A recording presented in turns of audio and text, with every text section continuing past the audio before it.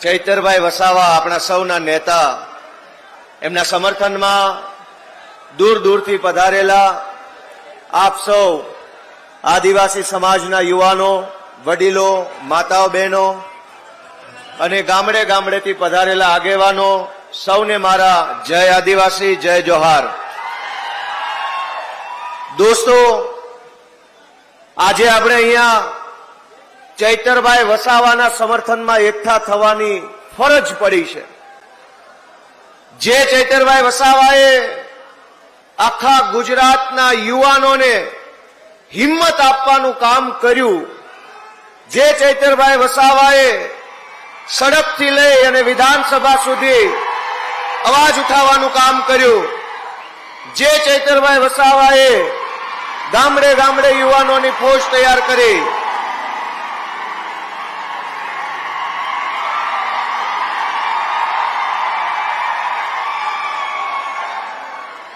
મજા આવે છે ને સાથીઓ? આપણે એક વાતને સમજવી પડશે કે ભાજપની સરકાર વારંવાર શા માટે ચૈતરભાઈ ઉપર ખોટા કેસો કરીને જેલમાં પૂરે છે? કારણ કે ભાજપની સરકારના પેટમાં તેલ રેડાય છે।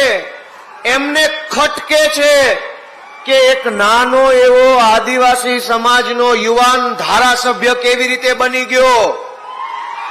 દોસ્તો, આ વિસાવદર વિધાનસભાની ચૂંટણીમાં વિસાવદરના ખેડૂતો, પશુપાલકો, રત્ન કલાકારોએ જ્યારે મને મત આપી ધારાસભ્ય બનાવ્યો તો ત્યાં પણ ભાજપને આ વાત ખટકી કે ગુજરાતમાં આ નાના નાના જુવાનિયા ધારાસભ્યો કેવી રીતે બની જાય છે। વર્ષો સુધી ભાજપે ગુજરાતમાં એવી રીતે સરકાર ચલાવી કે જે ગુંડા હોય એ ધારાસભ્ય બની શકે, લફંગા હોય એ ધારાસભ્ય બને, બે નંબરિયા હોય એ ધારાસભ્યો બને।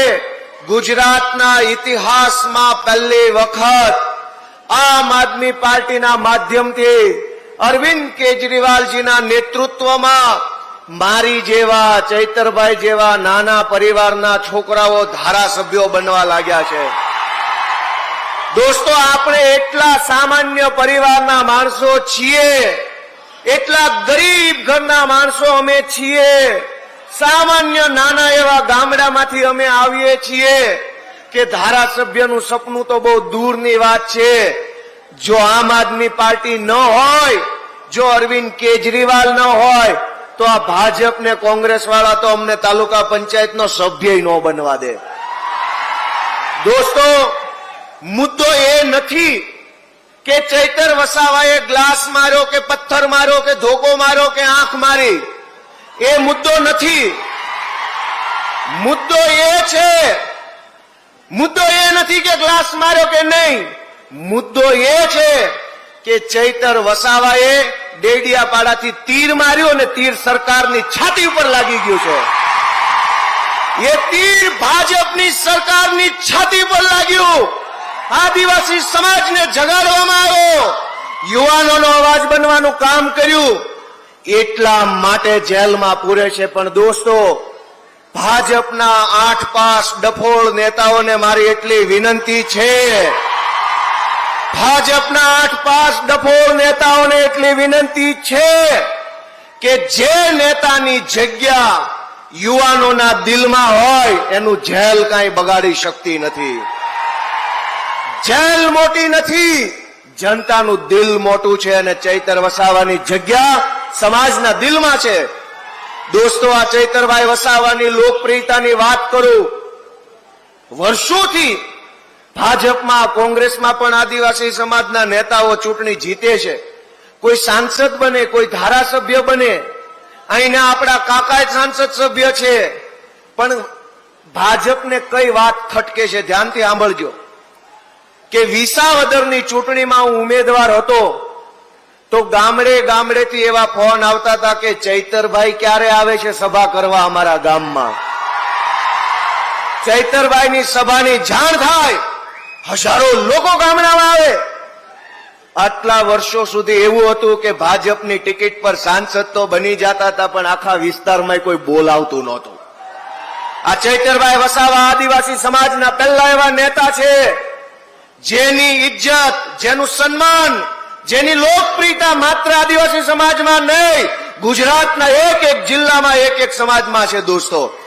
અને એ વાત ભાજપને ખટકે છે કે એક ડેડિયાપાડાના ધારાસભ્યની લોકપ્રિયતા સૌરાષ્ટ્રમાં, ડેડિયાપાડાના ધારાસભ્યની લોકપ્રિયતા ભુજમાં, કચ્છમાં, ડેડિયાપાડાના ધારાસભ્યની લોકપ્રિયતા ઉત્તર ગુજરાતમાં. આ વાતથી ભાજપને ઊંઘ નથી આવતી, ઊંઘ. પણ દોસ્તો, હું તમને વિનંતી કરવા માટે આવ્યો છું. આપણે ત્યાં એક કહેવત છે કે ન રહેગા બાંસ ન બજેગી બાંસુરી. એટલે કે આ ઘટનાની શરૂઆત ક્યાંથી થઈ? તાલુકા પંચાયતની એક મીટિંગથી આ ઘટનાની શરૂઆત થઈ. કઈક એવું કરો ને કે આવતી તાલુકા પંચાયતમાં ભાજપનો એકેય ચૂંટાય જ નહીં, એટલે ઘો જાય. તાલુકા પંચાયત બનાવો આમ આદમી પાર્ટીની, ડેડિયાપાડામાં, સાગબારામાં, નાંદોદમાં, બધી જ તાલુકા પંચાયતમાં ચૈતરભાઈના નેતૃત્વમાં યુવાનોને ચૂંટણીમાં મત આપી અને જીતાડો, અને આ ચોરી કરનારા લોકોને ઘરે બેસાડો. દોસ્તો, હું તો વિનંતી કરવા આવ્યો છું. ચૈતરભાઈ વસાવાએ, દોસ્તો, એક નેતા જે હોય, બહુ ગંભીર વાત છે કે કોઈ પણ માણસ નેતા બને તો એ બે કામ કરી શકે. એક કે કોઈ રોડ બન્યો, કોઈ નાળું બન્યું, કોઈ ગટર બની, ક્યાંક બ્લોક નખાયા, એ થયા સરકારી કામ. પણ એના કરતા મોટું કામ એ છે કે નેતા પોતાના સમાજને હિંમત આપે, બળ આપે, આત્મવિશ્વાસ આપે અને સમાજને બેઠો કરે લડવા માટે. એ સૌથી મોટું કામ હોય છે. ચૈતરભાઈ વસાવાએ આદિવાસી સમાજને હિંમત આપવાનું કામ કર્યું, આદિવાસી સમાજના યુવાનોને બળ આપવાનું કામ કર્યું.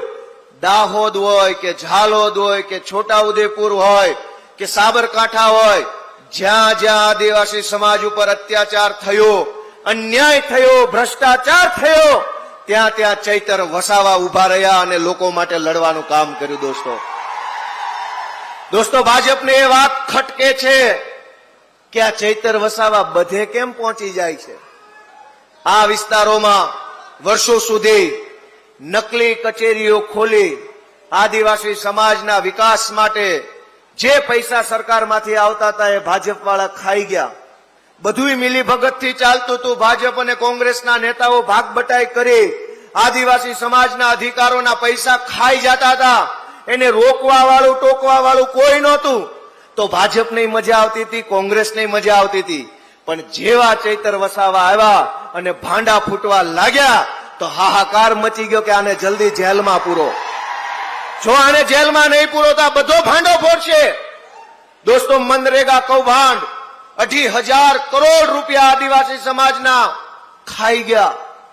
કરોડો રૂપિયા એક તરફ ગરીબ પરિવારમાંથી આવતો વ્યક્તિ હોય, ભણવું હોય, નોકરી જોતી હોય, કંઈક નાનો મોટો ધંધો કરવો હોય, એની પાસે મૂડી નથી, પૈસા નથી. બીજી બાજુ આદિવાસી સમાજના ગ્રાન્ટના પૈસા કરોડો રૂપિયા ખવાઈ જાય છે. એને રોકવા માટે ચૈતરભાઈ વસાવા જેવો આગેવાન વર્ષો પછી આપણને મળ્યો છે. હું તો તમને બધાને વિનંતી કરું છું, મારી તમને બધાને વિનંતી છે કે જ્યારે ગુજરાતના આદિવાસી સમાજને અને આદિવાસી સમાજના નેતા ચૈતરભાઈ વસાવાને જ્યારે મદદની જરૂર પડી છે, ત્યારે દિલ્હી અને પંજાબના મુખ્યમંત્રીઓ મારતા ઘોડે આપણી વચ્ચે આવે છે. દોસ્તો, એક વાર નહીં, બે વાર નહીં, 5 વાર ગુજરાતના ઇતિહાસમાં જોઈ લો, ક્યારેય આદિવાસી સમાજના નેતા માટે મુખ્યમંત્રીઓ આવતા નથી, મંત્રીઓ આવતા નથી. મંત્રી, મુખ્યમંત્રી છોડો, કલેક્ટરો ધ્યાન આપતા નથી. આ ચૈતર વસાવા પહેલા એવા નેતા છે, એનો એક ફોન જાય અને પંજાબથી મુખ્યમંત્રી ડેડિયાપાડામાં આવી જાય છે. દોસ્તો, આમ આદમી પાર્ટી તો પોતાની ફરજ નિભાવે છે. આમ આદમી પાર્ટીને ચૈતરભાઈ જ્યારે આદેશ કરે, જ્યારે માંગણી કરે, ત્યારે આખી આમ આદમી પાર્ટી ચૈતરભાઈ વસાવા અને આદિવાસી સમાજ સાથે ઉભી રહી જાય છે. એના સાક્ષી તમે પોતે છો. જ્યારે બોલાવે, જ્યાં બોલાવે, જેને બોલાવે, ઈશુદાનભાઈ ગઢવી, રાજુભાઈ કરપડા, સાગરભાઈ રબારી, અમારા યુવરાજસિંહ જાડેજા, કેજરીવાલ સાહેબ, બધા જ લોકો હંમેશા આદિવાસી સમાજ માટે તત્પર હોય છે, હાજરા હજુર હોય છે. પણ હું તમને વિનંતી કરવા માટે આવ્યો છું કે આ લડાઈ બહુ લાંબી હાલવાની છે. 20-20, 30-30 વર્ષોથી જેણે આદિવાસી સમાજને શોષણ કરી અને પૈસા બનાવ્યા છે એ એમ શાંતિથી આસાનીથી માને એમ નથી, અને ભગાડવા માટે હાવણો જોશે મોટો, અને જાડો હાવણો મારવો પડશે. દોસ્તો મિત્રો, આ ભાજપની સરકાર એટલો બધો અન્યાય કર્યો કે અહીંયા જ સરદાર સરોવર ડેમ બન્યો, સ્ટેચ્યુ ઓફ યુનિટી વિશ્વની શાન વધારે છે. પણ દુર્ભાગ્ય તો એ બાબતનું છે કે જ્યાં ડેમ છે એ ડેમનું પાણી આખા ગુજરાતમાં પહોંચે છે, પણ સાગબારામાં અને નર્મદામાં ત્યાં નથી પહોંચતું. દોસ્તો, ચૈતર વસાવા એ લડાઈને લડે છે કે ડેમના ડૂબમાં જેના મકાન ગયા એના મકાન જો પ્રશાસન તોડી નાખે, પાડી નાખે તો છાતી કાઢીને લડે છે. ચૈતર વસાવા એ ભાજપને ખટકે છે કે ચૈતરભાઈ વસાવાને વારંવાર જેલમાં શા માટે પૂરવામાં આવે છે? કારણ કે એ લોકોની આંખ ખોલવાનું કામ કરે છે, લોકોને જગાડવાનું કામ કરે છે, ભાજપના અન્યાય અને અત્યાચારની સામે લડવાનું કામ કરે છે. પણ મારે આજે એક વાત પૂરા આત્મવિશ્વાસ સાથે કહેવી છે કે એ વાત અલગ છે કે વિધાનસભાની અંદર બહુમતી ભાજપની છે, પણ સડક ઉપર સમાજમાં બહુમતી ચૈતર વસાવા અને આમ આદમી પાર્ટીની છે. દોસ્તો, વિધાનસભાની બહુમતીથી તમે કોઈને જેલમાં પૂરી શકશો, પણ સમાજની બહુમતી જેની પાસે હશે એ માણસ સમાજ ઉપર રાજ કરશે, જનતા ઉપર રાજ કરી શકશે. દોસ્તો, ચૈતર વસાવા એવા આગેવાન છે કે જેને બહુ જ નાની ઉંમરની અંદર એવડું વિશાળ કામ કર્યું છે, એવડું વિશાળ કામ કર્યું છે કે ગુજરાત તો ઠીક દિલ્હી સુધી એની ધ્રુજારી આવે છે, દિલ્હી સુધી ધ્રુજારી. દોસ્તો, ભાજપથી એ વાત સહન નથી થતી. ભાજપ એમ ઈચ્છે છે કે આદિવાસી સમાજનો યુવાન હોય તો મજૂરી કરવો જોઈએ. ભાજપ એમ ઈચ્છે છે કે લાચારી કરવો જોઈએ આદિવાસી સમાજનો વ્યક્તિ. ભાજપ એમ ઈચ્છે છે કે આ માણસ આગળ ન આવવા જોઈએ. પણ તમે બનાવેલી, તમે જેને આશીર્વાદ આપીને મોટી કરી છે આમ આદમી પાર્ટી, અરવિંદ કેજરીવાલ ઈચ્છે છે કે આદિવાસી સમાજ પૂરા આત્મવિશ્વાસ અને આત્મગૌરવ સાથે જીવવા જોઈએ. આદિવાસી સમાજના યુવાનોને રાજનીતિમાં આવવાની તક મળે, ચૂંટણી લડવાની તક મળે, નેતૃત્વ કરવાની તક મળે, એના માટે થઈ અને દિવસ રાત ચિંતા અને ચિંતન અરવિંદ કેજરીવાલજી કરી રહ્યા છે. દોસ્તો, મારી જેવા, ઈશુદાનભાઈ ગઢવી જેવા, રાજુભાઈ કરપડા જેવા અમે કોણ છીએ? સામાન્ય ગરીબ પરિવારમાંથી, ગામડામાંથી આવતા યુવાનો છીએ. જ્યારે એમ લાગ્યું કે બહુ અન્યાય થઈ રહ્યો છે, અત્યંત અત્યાચાર થઈ રહ્યો છે, આપણાથી આ જોવાશે નહીં, હવે તો કંઈક કરવું પડશે, ત્યારે નક્કી કર્યું કે હાલો જઈએ આમ આદમી પાર્ટીમાં, સંઘર્ષના મેદાનમાં ઉતરી અને જનતાના આશીર્વાદ માગીએ. દોસ્તો, સાથીઓ, હું આજે તમને વિનંતી કરવા માટે આવ્યો છું કે એક વખત ચૈતર વસાવા વાળી કરી એમાં ભાજપને મજા ન આવી તો બીજી વખત વિસાવદર વાળી કરી છે, અને હવે આપણે બધાએ આખા ગુજરાતની અંદર વિસાવદર વાળી કરવાનો સંકલ્પ લઈને અહીંથી જવાનું છે. દોસ્તો, સાથીઓ, હું છેલ્લી એટલી આશા રાખું છું કે આ આક્રોશને ઠંડો ન પડવા દેતા, તમારા જુસ્સાને થમવા ન દેતા, ઉભો ન રહેવા દેતા. આ લડાઈ બહુ લાંબી છે, જામીન ફામીનની લડાઈ નથી લડતા, આપણે તો સરકારમાં બેસવાની લડાઈ લડીએ છીએ. જોઈએ તો માત્ર જામીન નહીં, જોઈએ તો આખી સરકાર જોઈએ, અને એ પણ વટથી સરકાર બનાવવા માટેની આપણી લડાઈ છે. દોસ્તો, પોલીસના દંડાથી શાસન ચાલી નહીં શકે. પોલીસના દંડા, એફઆઈઆર, જેલના સળિયા બતાવીને સરકાર નહીં ચલાવી શકાય. સરકાર એની જ ચાલશે જેનું રાજ જનતાના દિલની અંદર હશે, જે જનતાના દિલમાં હશે એની સરકાર ચાલશે. દંડાના દમ પર સરકાર નહીં ચાલે. અને દંડા બતાવીને સરકાર ચલાવવા નીકળેલા લોકોને એક જ વિનંતી કરવાની છે કે દંડાના ડરથી જો અમારા બાપ દાદા બી ગયા હોત, બિરસા મુંડા બી ગયા હોત, સરદાર પટેલ બી ગયા હોત, તો આ દેશમાં આઝાદી નો આવી હોત. એટલે દંડાના ડરથી ડર્યા નહીં, દંડાના ડરથી ઝૂક્યા નહીં, એવા મહાપુરુષોના વારસદારો અમે છીએ. અમને દંડો બતાવવાની કોશિશ ન કરતા, અમને જેલને ડર ન બતાવો. અમે તમારી જેલથી, અમે તમારા દંડાથી ડરવા વાળા લોકો નથી. અમે ભારતના સંવિધાનને માનનારા લોકો છીએ. ભારતનું સંવિધાન અમને તાકાત આપે છે અને એ તાકાતનો ઉપયોગ હવે તો આવતી ચૂંટણીમાં કરીને બતાવીશું એવો સંકલ્પ દોસ્તો અહીંથી આપણે લેવાનો છે. આજે આપ સૌ આટલી વિશાળ સંખ્યામાં પધાર્યા.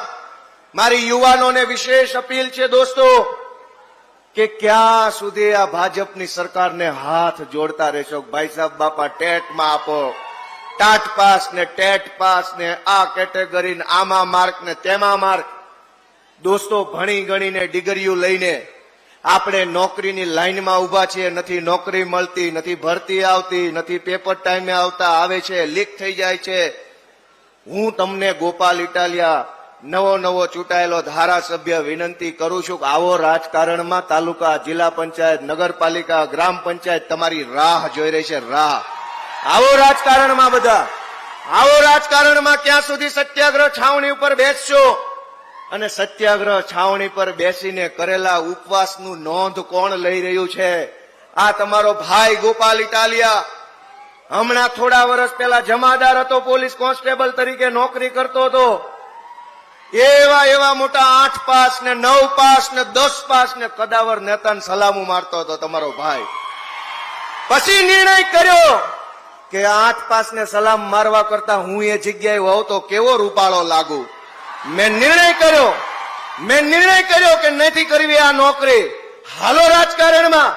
અરવિંદ કેજરીવાલજીનો સાથ માંગ્યો, એમણે સાથ આપ્યો ને આજે તમારી વચ્ચે વિસાવદરના આશીર્વાદથી ધારાસભ્ય તરીકે ઉભા. દોસ્તો હું તમને બધાને વિનંતી કરું છું કે નથી કરવી નોકરી, હટાવો 8 પાસ ને બેસો એ ખુરશી પર. તમને પણ ડોક્ટર બાબા સાહેબે અધિકાર આપેલો છે. દોસ્તો ક્યાં સુધી લાચારી કરીશું? આવો રાજનીતિમાં, આમ આદમી પાર્ટીમાં જોડાઓ, સંઘર્ષ કરો, કામ કરો. 1 વર્ષ નહીં તો 2 વર્ષ નહીં તો 4 વર્ષે તો તમારામાંથી અનેક જુવાનિયા કોઈ તાલુકા પંચાયતમાં, કોઈ જિલ્લા પંચાયતમાં, કોઈ નગરપાલિકામાં ચૂંટણી જીતીને જનતાની સેવા કરતા હશે. અઘરું જરાય નથી. અઘરી એક જ બાબત છે, નિર્ણય લેવો. પહેલો નિર્ણય લેવો એ અઘરો છે કે જાવું કે ન જાવું. આ નિર્ણય લેવો અઘરો છે. એક વખત નિર્ણય લીધો કે લાચારી છોડી દઈશ, નિડરતા પકડી લઈશ અને આમ આદમી પાર્ટીમાં જોડાઈશ તો પછી કોઈ રોકી શકે એમ નથી. દોસ્તો મારી આપ સૌને વિનંતી છે કે ચૈતરભાઈ વસાવા જેવા આગેવાનનો સાથ છોડતા નહીં ભાઈઓ. વર્ષો પછી આવો નેતા મળે છે. તમે જુઓ, સમાજની આંખમાં ધૂળ નાખીને, સમાજને છેતરીને, સમાજ કરીને પોતાનું હારું કરી લેવા વાળા 100 નેતાઓ છે. પણ સમાજ માટે 1 વાર નહીં, 2 વાર નહીં, 10 વખત જેલમાં જાય એવા કેટલા છે? અને આ ચૈતર વસાવા એકલા જેલમાં નથી હોતા.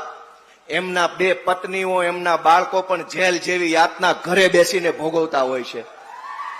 જે માણસ જેલમાં જાય એકલો નથી જાતો, એમનો પરિવાર પણ ભોગવતો હોય છે. કોના માટે? અનેક નેતાઓએ મનરેગા યોજનામાંથી કરોડો રૂપિયા કમાઈ લીધા. ચૈતર વસાવા ધારે તો એ પણ કરોડો રૂપિયા કમાઈ લેત, પણ ચૈતર વસાવાએ કરોડો કમાવામાં નહીં, આદિવાસી સમાજનું ઉત્થાન કરવામાં પોતાનું જીવન યોગદાન કર્યું. એટલે આજે એને જેલમાં પૂરવામાં આવ્યા છે. મિત્રો મારી 2 હાથ જોડીને વિનંતી છે કે ટીવીમાં છાપામાં હું છપાય છે છોડો. ચૈતર વસાવા જેવો આગેવાન વર્ષો પછી આપણને મળ્યો છે. એ આગેવાનનું નીચું ન પડવા દેતા, એને ધીમો ન પડવા દેતા, એનું બળ તમે લોકો છો, આદિવાસી સમાજ છે. હું બધાને વિનંતી કરું છું, ગામડે આ વાત પહોંચાડજો કે હવે તો પહેલી વખત તો ધારાસભ્ય બનાવ્યા છે, પણ હવે પછી જો ભાજપ સુધરશે નહીં તો ચૈતર વસાવાને દિલ્હી પણ સુધી મોકલવાની આદિવાસી સમાજની તૈયારી છે.